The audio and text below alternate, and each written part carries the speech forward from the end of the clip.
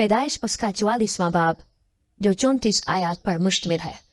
फिर उसने अपने घर के मुतजिम को यह हुक्म किया कि इन आदमियों के बोरों में जितना अनाज वो ले जा सकें भर दे और हर शख्स की नकदी उसी के बोरे के मुंह में रख दे, और मेरा चांदी का प्याला सबसे छोटे के बोरे के मुंह में उसकी नकदी के साथ रखना। चुनाचे उसने यूसुफ के फरमाने के मुताबिक अमल किया। सुबह रोशनी होते ही ये आदमी अपने गधों के साथ रुखसत कर दिए गए। वो शहर से निकलकर अभी दूर भी नहीं गए थे कि यूसुफ ने अपने घर के मुतजिम से कहा, जा उन लोगों का पीछा कर, और जब तू उनको जा दे तो उनसे कहना कि नेकी के एवज तुमने बदी क्यों की?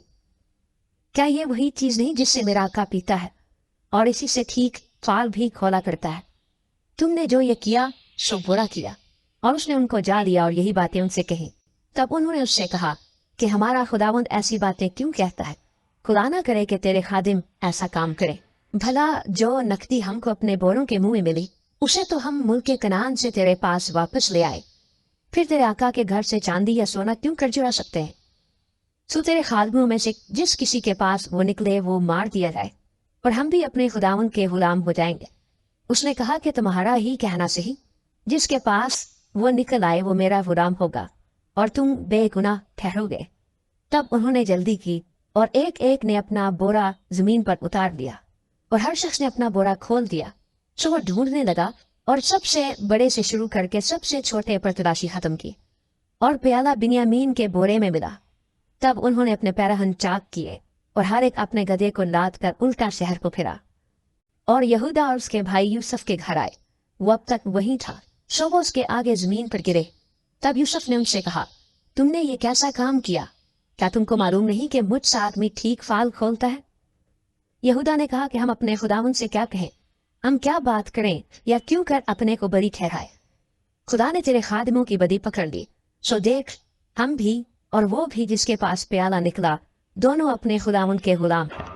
उसने कहा, खुदा ना करे कि मैं ऐसा करूं। जिस शख्स के पास ये प्याला निकला वही मेरा गुलाम होगा और तुम अपने बाप के पास सलामत चले जाओ। तब यहूदा उसके नजदीक जाकर कहने लगा, ऐ मेरे खुदावंद, जरा अपने खादिम को इजाजत दे कि अपने खुदावन के कान में एक बात कहे और तेरा खजब तेरे खादिम पर ना भड़के, क्योंकि तू फिरौन की मानंद है। मेरे खुदावन ने अपने खादिमों से सवाल किया था कि तुम्हारा बाप या तुम्हारा भाई है, और हमने अपने खुदावन से कहा था कि हमारा एक बूढ़ा बाप है और उसके बुढ़ापे का एक छोटा लड़का भी है और उसका भाई मर गया है और वो अपनी माँ का एक ही रह गया है। सो उसका बाप उस पर जान देता है। तब तूने अपने खादिमों से कहा कि उसे मेरे पास ले आओ कि मैं उसे देखूं। हमने अपने खुदावन को बताया कि वो लड़का अपने बाप को छोड़ नहीं सकता, क्योंकि अगर वो अपने बाप को छोड़े तो उसका बाप मर जाएगा। फिर तूने अपने खादिमों से कहा कि जब तक तुम्हारा छोटा भाई तुम्हारे साथ ना आए तुम फिर मेरा मुंह ना देखोगे। और यूं हुआ कि जब हम अपने बाप के पास जो तेरा खादिम है पहुंचे तो हमने अपने खुदावन की बातें उससे कही। हमारे बाप ने कहा, फिर जाकर हमारे लिए कुछ अनाज मूल लाओ। हमने कहा, हम नहीं जा सकते।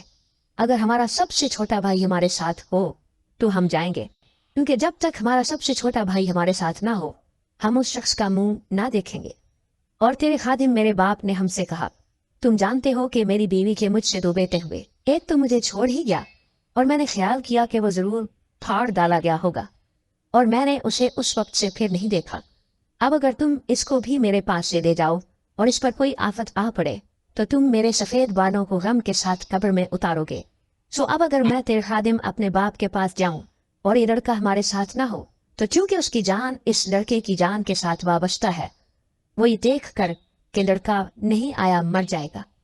और तेरे खादिम अपने बाप के जो तेरा खादिम है सफेद बालों को गम के साथ कब्र में उतारेंगे।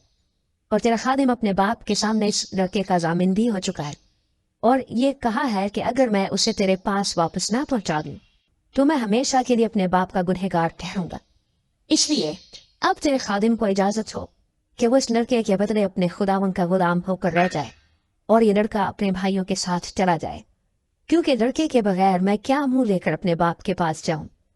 कहीं ऐसा ना हो कि मुझे वो मुसीबत देखनी पड़े जो ऐसे हाल में मेरे बाप पर आएगी।